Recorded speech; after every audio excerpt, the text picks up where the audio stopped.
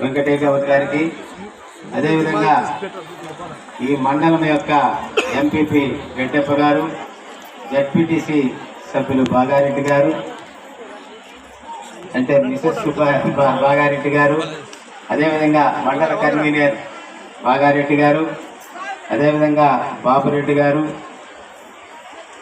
Vice MPP బాబు గారు, అంజనమ్మ గారు, హరినాథ్ గారు, ఈ సమావేశానికి వచ్చేసినటువంటి ఎంపీటీసీలు, అదేవిధంగా సర్పంచులు, ఈ కార్యక్రమం జరగడానికి ముఖ్య కారకులైన 25 పంచాయతీల నుంచి చేసిన గ్రూప్ సభ్యులందరికీ కూడా, అదేవిధంగా పత్రికా విలేకరికి, ఇక్కడికి వచ్చేసిన పార్టీ నాయకులకి అందరికి కూడా చేతులెత్తి నమస్కారం తెలియజేసుకుంటున్నా. మొదలుతో నా విషయం కొంచెం చెప్పుకున్న తర్వాత నేను ఎందుకు రావాల్సి వచ్చింది, ఎందుకు ఈ పార్టీలో నేను జాయిన్ కావాల్సిందనే విషయం కూడా మీకు తెలియజేయాలి. ఎందుకంటే తెలుగుదేశం పార్టీ ఎన్టీ రామారావు గారు ఏ రోజు స్థాపించినారో ఆ రోజు నుంచి కూడా నేను తెలుగుదేశం పార్టీలో కొనసాగుతూ రావటం కూడా జరిగిందని కూడా మీకు తెలియజేస్తుంది. గతంలో పలమనేరు నియోజకవర్గం ఎస్సీ రిజర్వ్డ్కి కేటాయించిందని కాబట్టి అక్కడ నిలబడినటువంటి ఎమ్మెల్యేలందరికీ కూడా మేము సహాయ సహకారంతో అక్కడ పార్టీని, అక్కడ ఎమ్మెల్యేని గెలిపించుకుంటూ రావటం జరిగింది. 2019వ సంవత్సరం నాడు పలమనేరు నియోజకవర్గం జనరల్ అంటే ఓసీకి కేటాయించినప్పుడు అప్పటికి ఎన్టీ రామారావు గారు లేరు, చంద్రబాబు నాయుడు గారు ముఖ్యమంత్రిగా ఉండేవారు. చంద్రబాబు నాయుడు గారిని మేము ఒకటే కోరాము, గతంలో మీరు కూడా తెలుగుదేశం పార్టీలో లేనప్పుడు, మేము ఎన్టీ రామారావు గారు పార్టీ స్టార్ట్ చేసినప్పటి నుంచి కూడా తెలుగుదేశం పార్టీలో ఉన్నాం. ఈ తెలుగుదేశం పార్టీ ఎమ్మెల్యేలు కానీ ఆ నియోజకవర్గంలో స్థానిక సంస్థల్లో ఎన్నికల్లో నిలబడిన వ్యక్తులు గెలిచేదానికి కానీ మేము ఆర్థికంగా కానీ సామాజికంగా కానీ అన్ని విధాలా కూడా మేము సహాయం చేస్తూ రావటం జరిగింది. కాబట్టి శాసనసభ్యులుగా నాకు కేటాయించేలా ఈ సీటును అడిగినప్పుడు ఆయన ఒకటే చెప్పాడు నాతో, బోస్ గారు నిజమే, మీరు ఆ పలమనేరు నియోజకవర్గానికి ఎంతో కష్టపడినారు, ఎంతో చేసినారు, కానీ నాకు ఒక సమస్య వచ్చి పడింది అన్నారు. ఏమన్నా ఆ సమస్య అని అడిగినా నేను ఆయన్ని అన్నానే అంటాను కానీ సార్ కానీ ఏం కానీ అనేవాడిని కాదు. ఏమన్నాడంటే, అయ్యా మీ పలమనేరు నియోజకవర్గానికి పెద్ద పంజాని మండలం వచ్చి చేరిపోయింది కాబట్టి పుంగనూరులో శాసనసభ్యుడిగా ఉన్నటువంటి అమర్నాథ్ రెడ్డి గారు కానీ, పలమనేరు అంటే చిత్తూరు నియోజకవర్గంలో ఉన్నటువంటి వాళ్ళ తండ్రి గారు కీర్తిశేషులు రామకృష్ణారెడ్డి గారు కానీ నాకు ఒక అల్టిమేటం ఇచ్చినారన్నారు. ఏమా అల్టిమేటం అడిగాను. పలమనేరు సీటు నా కొడుకు ఇవ్వకంటే అప్పుడే స్థాపించినటువంటి ప్రజారాజ్యం పార్టీకి నేను నా కొడుకు వెళ్ళిపోతామని చెప్పినారు. అల్టిమేటం ఇచ్చినారు చంద్రబాబు నాయుడు గారికి. చంద్రబాబు నాయుడు గారు అప్పుడు నన్ను పిలిపించారు.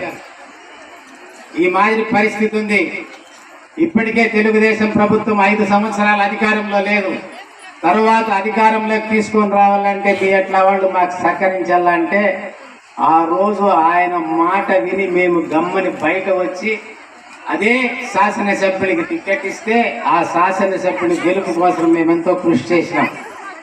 ఆ తరువాత పరిమాణాలు మీకు తెలుసు, తెలుగుదేశం ప్రభుత్వం అధికారంలోకి రాలేదు, కానీ పలమనేరు నియోజకవర్గంలో తెలుగుదేశం తరఫున ప్రాతినిధ్యం వహించేదానికి అమర్నాథ్ రెడ్డి గారు గెలుపొందారు. ఆ గెలుపొందిన తరువాత అధికారం రాలేదని చెప్పేసి, ప్రభుత్వం లేదని వాళ్ళకి అధికారం రాదని చెప్పేసి ఆ రోజు మనమంతా గెలిపించినటువంటి తెలుగుదేశం పార్టీకి చేయి కొట్టాల్సింది పోయి డుమ్మా కొట్టి ఇంకొక వైఎస్ఆర్ పార్టీలో చేయటం జరిగింది. అది కూడా మీకు చెప్తున్నా. పోనీ అక్కడన్నా ఆయన ఉన్నారా అంటే అక్కడా లేదు. ఆ తరువాత ఎలక్షన్స్ లో మళ్ళా వైఎస్ఆర్ పార్టీ తరఫున గెలుపొంది తరువాత కొన్ని సంవత్సరాలు అక్కడ తెలుగుదేశం అధికారం రాలేదనైతే మళ్ళా చేరి తెలుగుదేశం అధికారం ఉంది కాబట్టి అధికార పార్టీ గెలిపోవాలని చెప్పి మళ్ళా మారటం జరిగింది. కానీ దానికి ముందే మీకు ఒకే మాట చెప్తున్నా, మేము ఆ ఎన్నికల్లో అమర్నాథ్ రెడ్డి గారితో నేను పోటీ పడినప్పుడు నేను ప్రతి ఇంటికి మహిళల ఇంటికి పోయినా, అయ్యా అమ్మ అక్క మాకు చంద్రబాబు నాయుడు ఒకటే చెప్పినాడు, మీ ఇంట్లో ఉండే బంగారంతా బ్యాంకులో పెట్టారు, తాలిబొట్లు కూడా పెట్టారు, మీరు అప్పులు చేశారు, దాన్ని అంతా మేము అధికారంలోకి వస్తే మీకు వాపసు ఇచ్చేస్తామా అని చెప్పినాం. కొన్ని ఎవరన్నా తీసుకున్నారా బంగారు? ఇలా ఎవరన్నా తీసుకుంటే చేతులు ఎత్తండి, నేను ఒప్పుకుంటా. చెప్పమ్మా, చెప్పండి, గట్టిగా చెప్తే కదా సమాధానము. చెప్పినారా? ఆ మాదిరి తెలుగుదేశం పార్టీలో ఉన్నటువంటి నాయకుడు కానీ మాట మీద నిలబడే వ్యక్తి కాదు అని చెప్తాన్నా. ఎందుకంటే నేనే తప్పు చెప్పినా, మేమే బంగారు ఇప్పిస్తామని చెప్పినాం, మీ డాక్యుమెంట్స్ ఏమేముందో అవన్నీ ఇచ్చేస్తామా మేమే అధికారంలోకి వస్తే అన్నాం. అధికారంలోకి వస్తే మీకు ఇచ్చిన మాటను మర్చిపోయినాం. అదే మేము చేసిన తప్పు. ఈరోజు ఆ తర్వాత వచ్చి ఎన్నికల్లో జగన్మోహన్ రెడ్డి గారు ఇచ్చినటువంటి హామీల్ని నమ్మినారు. ఈ రోజు జగన్మోహన్ రెడ్డి గారు ఇచ్చిన హామీలు నమ్మి మీరు ఇంతమంది వచ్చినారు, మీకు రుణమాఫీ జరిగిపోయిందని చెప్తున్నా. ఇప్పుడే చెప్పారు, నిజంగా ఆమె మాట్లాడినారు కానీ ఆమె మైనారిటీ మహిళ అయినా కానీ తెలుగులో స్పష్టంగా మాట్లాడినారు. ఏ విధంగా చెప్పినారంటే, ఈరోజు వైఎస్ఆర్ ప్రభుత్వం ప్రజలకు ఇస్తా ఉండేటువంటి సంక్షేమ కార్యక్రమాలు ఏ విధంగా మీకు అందుతా ఉన్నాయని చెప్పి చెప్తున్నారు.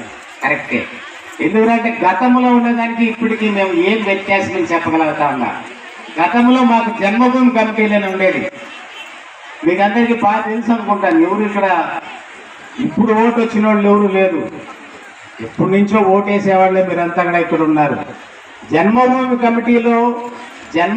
కమిటీలో ఒక వ్యక్తి అంటే ఒక మహిళ కానీ ఒక వ్యక్తి కానీ వాళ్ళకు కావలసిన సంక్షేమ కార్యక్రమాలు ఏదన్నా, పెన్షన్ కానివచ్చు, ఇల్లు కావచ్చు, ఇంకేమన్నా కూడా కావచ్చు, అది మీకు కావాలనుకున్నప్పుడు జన్మభూమి కమిటీ వాళ్ళ దగ్గరికి మీరు పోయి వాళ్ళతో సంప్రదించి వాళ్ళు మీకు రికమెండ్ చేస్తే ఆ రికమెండేషన్ మాకు వస్తే మేము ఎత్తుకొని కలెక్టర్ గారికి ఇచ్చేవాళ్ళు. ఇప్పుడు ఆ పద్ధతి కాదు. మీ ఇంటి దగ్గరే వచ్చి మీకు వయసు అయిందా, వృద్ధులా, వికలాంగులా, మీకు ఏ పొద్దు పెన్షన్ వస్తుంది, ఏ పొద్దు పెన్షన్కి మీరు అర్హులు అవుతారో ఆ రోజు మీరు దానికి కావాల్సిన అర్హతకు మీరు పొందుతా ఉన్నారు. తర్వాత ఇమ్మీడియట్ గానే కూడా మీకు కావాల్సిన సంక్షేమ కార్యక్రమాలు మీకు చేరుతా ఉందని కూడా నేను మనవి చేసుకుంటున్నా. ఇక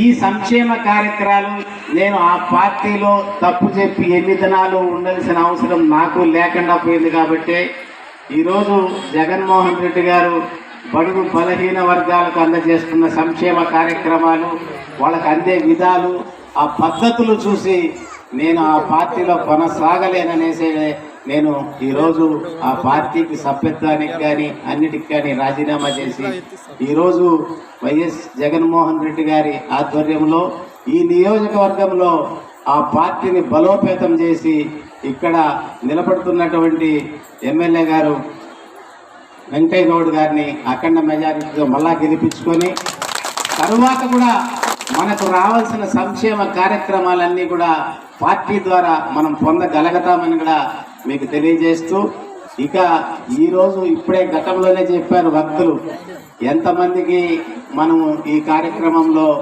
లబ్ధిదారులకు అమౌంట్ వేయటం జరిగింది, ఈ 4వ విడతలో ఎంతమందికి మనం ఇస్తా ఉన్నామని చెప్పేసి అవన్నీ కూడా నేను తర్వాత చెప్పదలుచుకుంటే అవన్నీ కూడా అంకెల్లోనే చెప్పడం జరిగింది. కానీ నేను ఒకటే చెప్తున్నా, ఇక రాబోయేది ఎలక్షన్స్.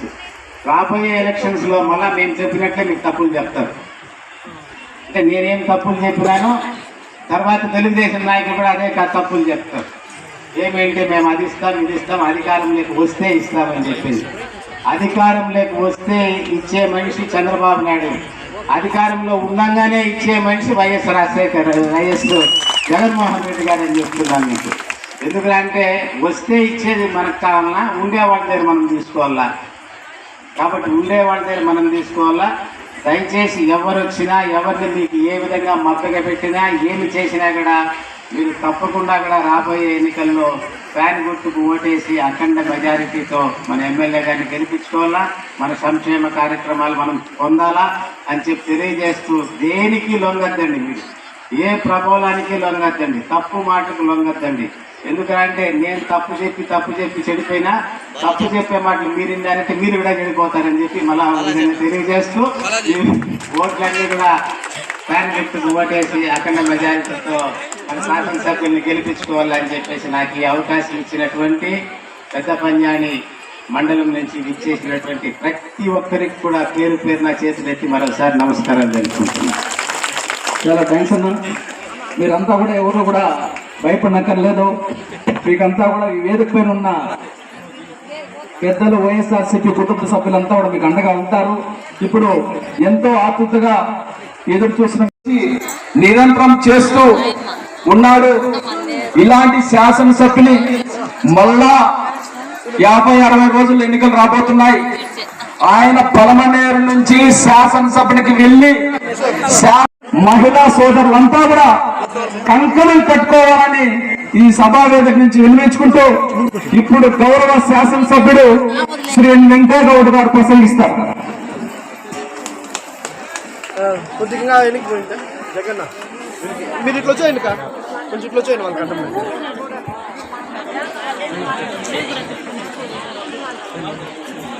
ఈరోజు పెద్దపల్లి మండలంలో 4వ విడత మా అక్క చెల్లెమ్మల కోసం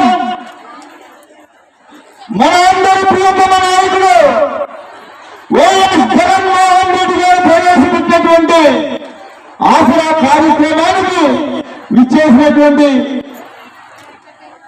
పెద్దలు ఎంపీపీ గారు, రెడ్డప్ప గారు, అదేవిధంగా మీ అందరికీ కూడా సుపరిచితులు సుభాష్ చంద్రబోస్ గారు, అదేవిధంగా జడ్పీటీసీ సభ్యులు సుష్మా బాగారెడ్డి గారు, అదేవిధంగా బాబు గారు, జీవి బాబు గారు, కమ్మిరెడ్డి గారు, రవి గారు, అదేవిధంగా సమర్పరెడ్డి గారు, శంకరెడ్డి గారు, అరు గారు, స్థానిక సర్పంచ్ మా చెల్లెమ్మ అఖిల జాఫర్ తల్లి, అదేవిధంగా అంజమ్మక్క గారు, ఇక్కడ ఉన్నటువంటి వేదిక మీద ఉన్నటువంటి ఎంపీటీసీలు కావచ్చు, సర్పంచులు కావచ్చు, మన అన్న కోర్షన్ మెంబర్ లేదు బంధమన్నా పెట్టినా చాలా మంచోడు, అట్లే కోపం వస్తుంది, అట్లే నమ్మకాడు. అదేవిధంగా ఇక్కడికి విచ్చేసినటువంటి వైఎస్ఆర్ కుటుంబ సభ్యులు అందరికీ కూడా నేను పేరు పేరుగా ధన్యవాదాలు తెలియజేసుకుంటూ, ఇక్కడికి విచ్చేసినటువంటి నా అక్క చెల్లెలందరికీ కూడా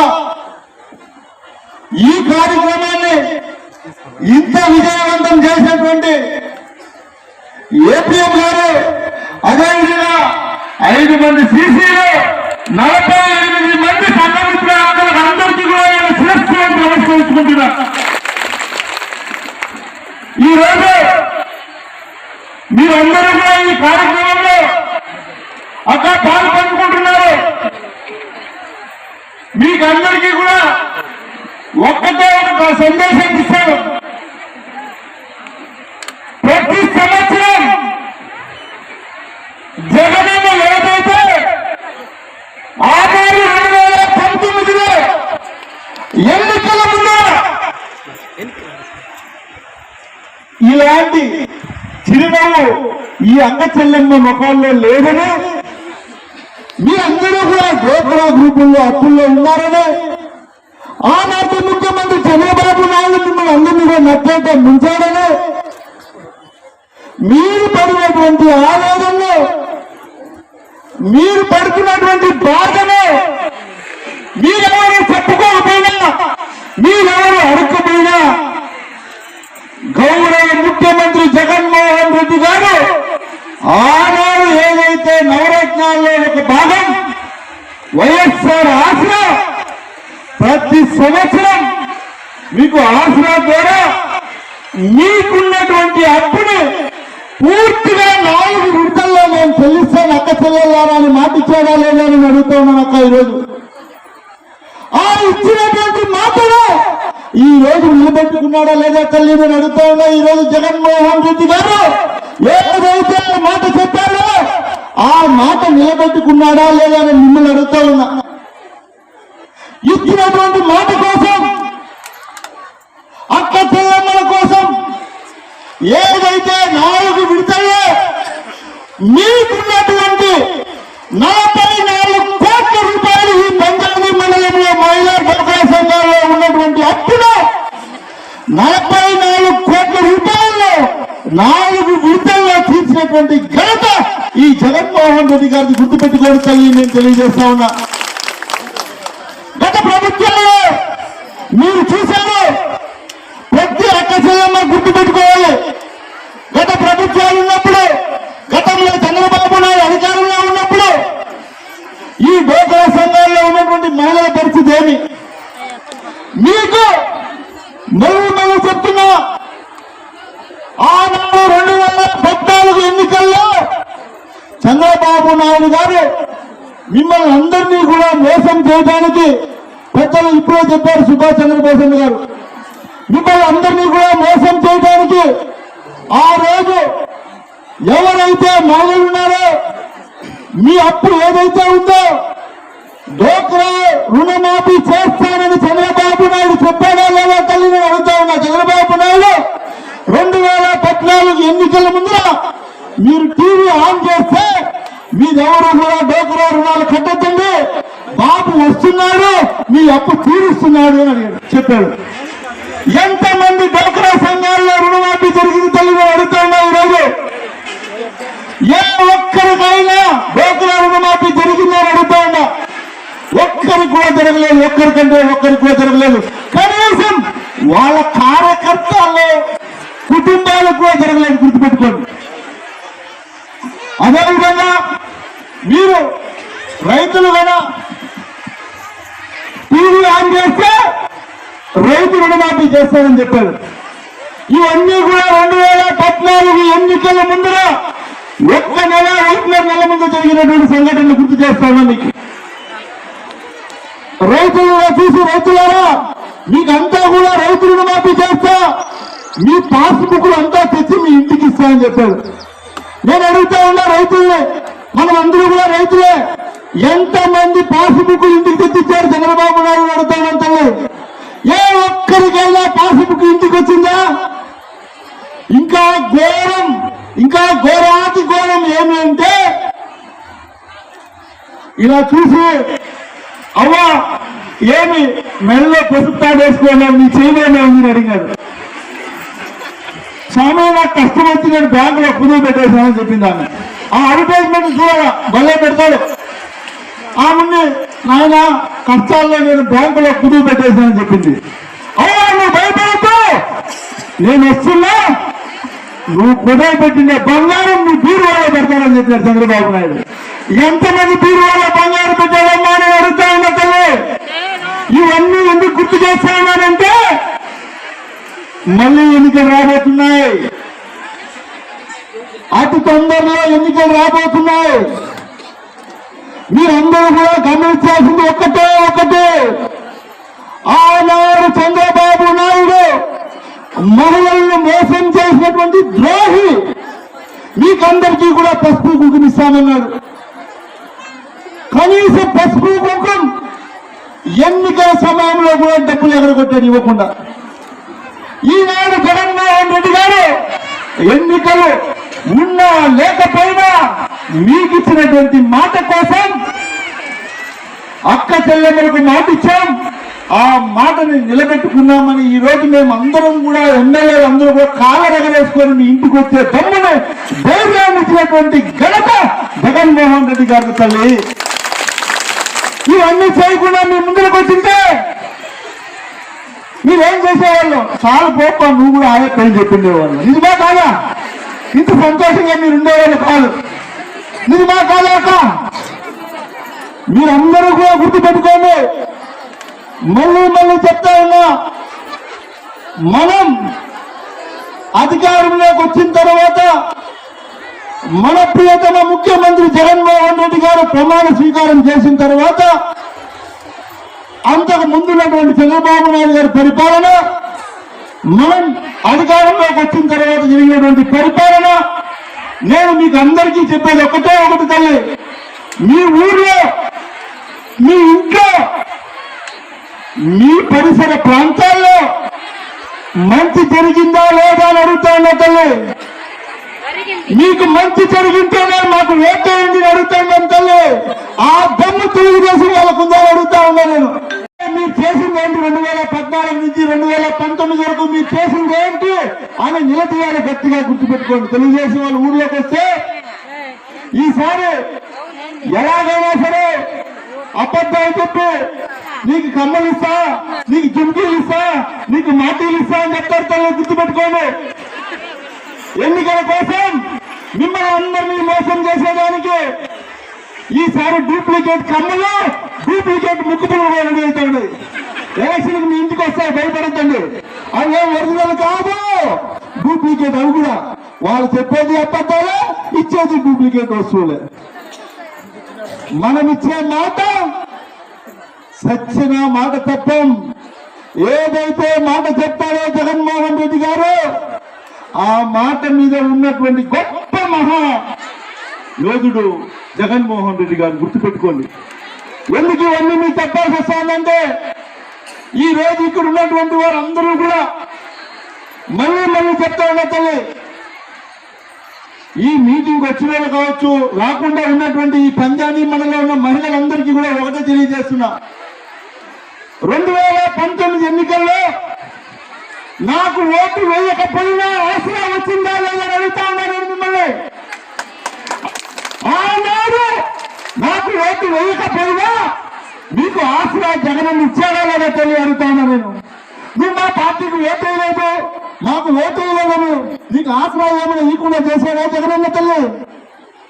మీ ఇంటికి ఒక వాలంటీర్ని పెట్టాడు, మీ ఊర్లో సచివాలయం కట్టించాడు, అవ్వా తాత వదిలిపెట్టేది వస్తే వాళ్ళ ఇంటికి పోయి పెన్షన్ ఇస్తా ఉన్నాడు. ఇంకేం చేయాలమ్మా? ఇంతకన్నా చెప్పండి. ఈ రోజు మీరు గుర్తు పెట్టుకోవాల్సింది ఒక్కటే ఒకటి, మీ ఊర్లో ఒక్కడో ఇద్దరు బాగుపడాలంటే తెలుగుదేశం అధికారంలోకి రావాలా. ఊరంతా బాగా పచ్చిగా ఉండాలంటే జగనన్న మళ్ళీ ముఖ్యమంత్రి కావాలి. గుర్తుపెట్టుకోవడమ్మా. ఒక్కటే ఒకటి నినాదం. దేశమ్మ గారు చెప్పినట్ల మీరు వేసే ఓటు వృధా కాకూడదు.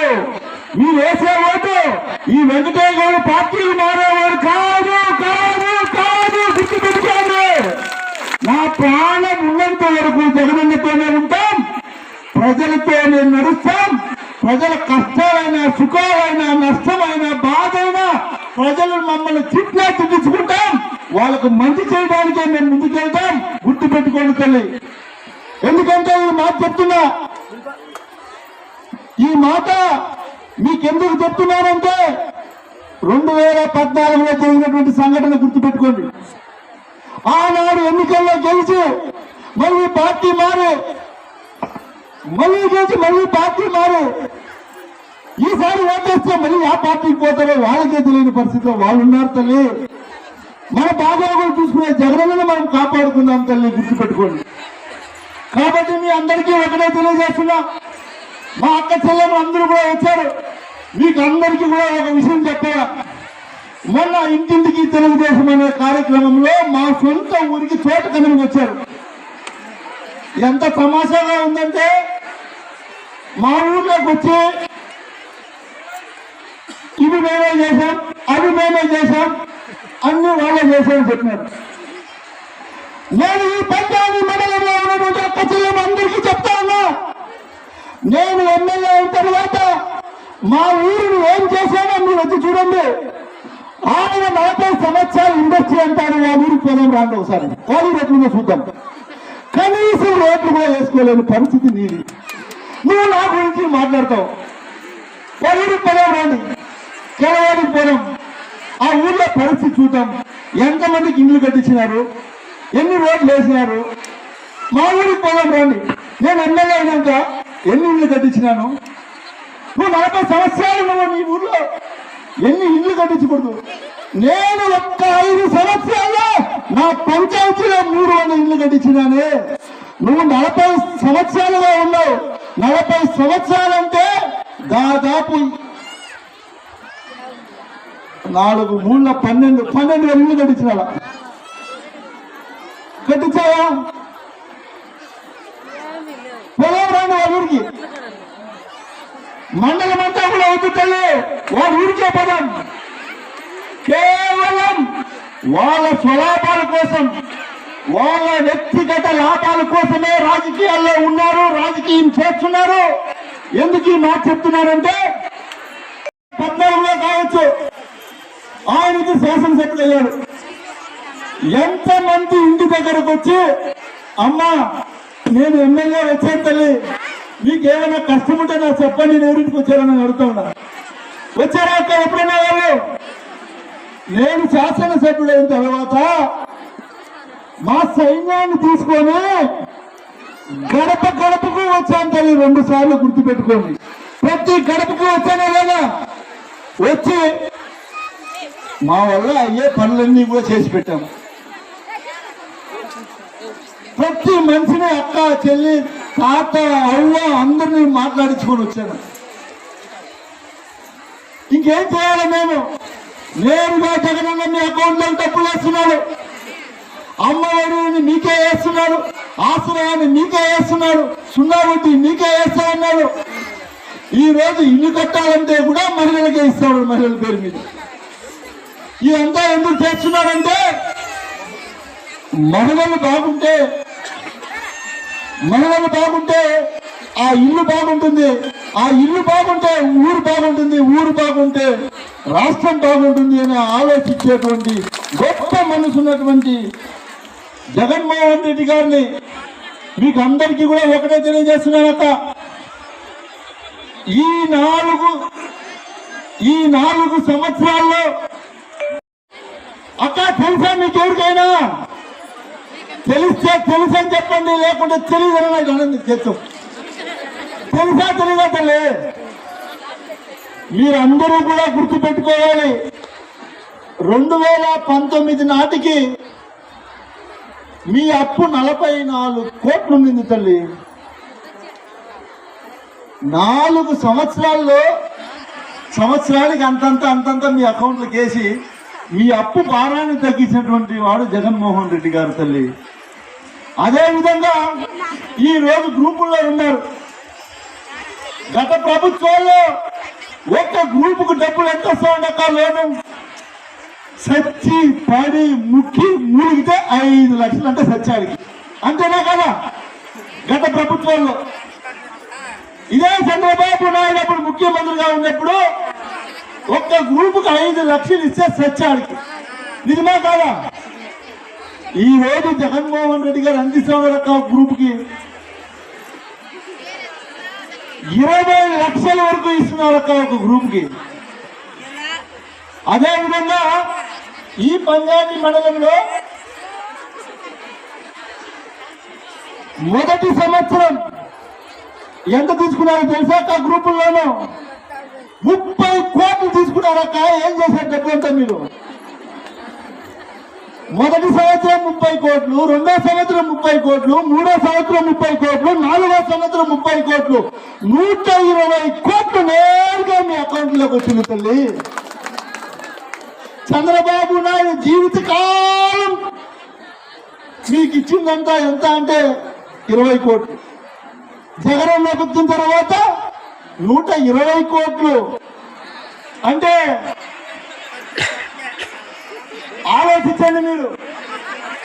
కేవలం ఎన్నికల కోసం, ఎన్నికల్లో మిమ్మల్ని మోసం చేయడం కోసం అనేక అబద్ధాలు చెప్తారు. ఈసారి మీకందరికీ కూడా ఒకటే తెలియజేస్తున్నాను తల్లి, మీ ఒక్క డోక్రా గ్రూపులే కాదు, మీ ఊర్లలో పాఠశాలలు, మీ ఊర్లో సచివాలయాలు, మీ బిడ్డలు చదువుకున్నటువంటి పాఠశాలల్లో ఉన్నటువంటి విద్య, మధ్యాహ్న భోజనం, గతంలో మీ ఊర్లో స్కూల్ ఎట్లుంటుంది మీరే చెప్పండి, ఇప్పుడు మీ ఊర్లో స్కూల్ ఎట్లుందో మీరే చెప్పండి. ఈరోజు అప్పుడే వక్తలందరూ చెప్పారు, ఏదైనా పని కావాలంటే మండల ఆఫీస్కి పోవాలా, లేకుంటే కలెక్టర్ ఆఫీస్కి పోవాలా. ముందు ఈ రోజు మీ ఇంటి దగ్గరికే వచ్చి 60 సంవత్సరాలు నిండింది అంటే పాపం వాలంటీర్ కరెక్ట్ గా ఆ ముందు రోజే పోయి అన్ని డాక్యుమెంట్లు తీసుకొని పెన్షన్ పెట్టిస్తా ఉన్నాడు. సచివాలయం మీ ఇంటి ముందరే ఉంది. నీకే కష్టం ఉన్నా, ఏ సమస్య ఉన్నా నేరుగా పోయి సచివాలయం అడగచ్చు. నిజమా కాదాక? ముందెప్పుడైనా మీకు ఇలాంటి వసతులు ఉన్నాయా? ఇవేమీ కనిపించలేదు గుడ్డోళ్ళకి, తెలుగుదేశం వాళ్ళకి. అభివృద్ధే చేయలేదంటారు, అభివృద్ధి చేయలేదని మాట్లాడతారు మైకెత్తుకొని. వాళ్ళు ఒకటి గుర్తుపెట్టుకోనమ్మా, 5 సంవత్సరాలకు ఒక్కసారి మీ దగ్గరికి వచ్చి ఓట్లు వేసుకోవడానికి మాత్రమే వచ్చేవాళ్ళు తెలుగుదేశం వాళ్ళు. 5 సంవత్సరాలు మీతో ఉండేవాళ్ళు వైఎస్ఆర్ వాళ్ళు.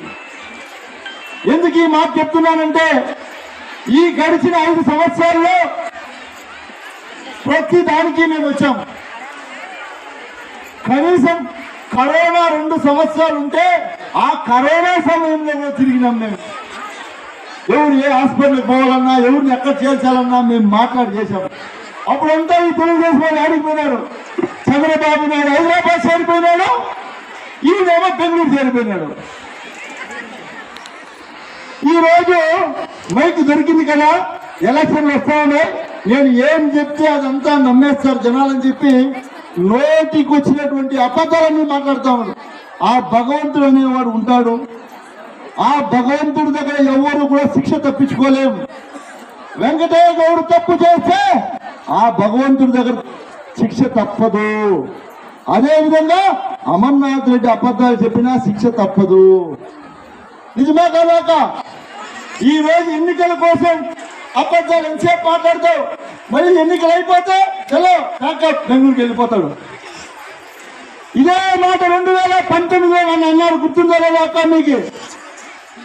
మీరు ఓటు వేసినా బెంగళూరుకి వెళ్ళిపోతాడు, ఓటు వేయకపోయినా వెంటనే కూడా బెంగళూరుకి వెళ్ళిపోతాడని. ఈ రోజు బెంగళూరుకి ఎవరు పోయినారక్క? ఎవరు పోయినారు? వాళ్ళు పోయినారు బెంగళూరుకి. ఎలక్షన్లు వచ్చినాయి కాబట్టి ఇంటింటికి తెలుగుదేశం మీ ఇంటి దాకంతా వచ్చి దండం పెట్టి నాకు ఓటు వేయండి అని చెప్తారు. మీరు అడగాల్సింది ఒకటే, నిన్ను అందరం ఎక్కించాము నాయన, గతంలోనే నువ్వు చేసింది ఏమి? ఈ రోజు జగన్మోహన్ రెడ్డి గారి వల్ల మా కుటుంబం సంతోషంగా ఉంది. మా సంతోషాన్ని కూడా నువ్వు నాశనం చేయొద్దు నాయన, మా ఇంటికి రావద్దు నాయన అని చెప్తే మనం అందరూ కూడా చాలా సంతోషంగా ఉంటాం. ఎందుకంటే వీళ్ళు చెప్పే మాయ మాటలు ఎవరు నమ్మకుండా రానున్న రోజుల్లో మీరందరూ కూడా మంచి మనసుతో రాష్ట్రంలో జగన్మోహన్ రెడ్డి గారు ముఖ్యమంత్రి కావాలి. ఇక్కడ నన్ను మీరందరూ కూడా మనస్ఫూర్తిగా ఆశీర్వదించి మళ్ళీ శాసనసభ్యులు చేయాలని శిరస్సు నుంచి కోరుకుంటూ సెలవు తీసుకుంటా ఉన్నాను. ఇప్పుడు గౌరవ శాసనసభ్యుల చేతుల మీదుగా 1111 గ్రూపులకి మెగా చెక్ పంపిణీ చేయడం జరుగుతుంది. అందులో కూడా బిస్కెట్స్, స్నాక్స్ అన్ని ఉన్నాయి. అవన్నీ కూడా అలర్ట్ చేసుకోవాల్సిందిగా వాలంటీర్ని కోరుకుంటూ ఇప్పుడు మండల సమైక్యకి గౌరవ శాసనసభ్యుల చేతుల మీదుగా సుభాష్ చంద్ర బోస్ చేతుల మీదుగా కంప్లీట్ చేసిన కోరుతూ ఎంపీపీ గారు, డిప్యూటీసీ గారు కూడా రావాల్సిన కోరుతుంది. ఏపీఎం సార్ తీసుకోండి.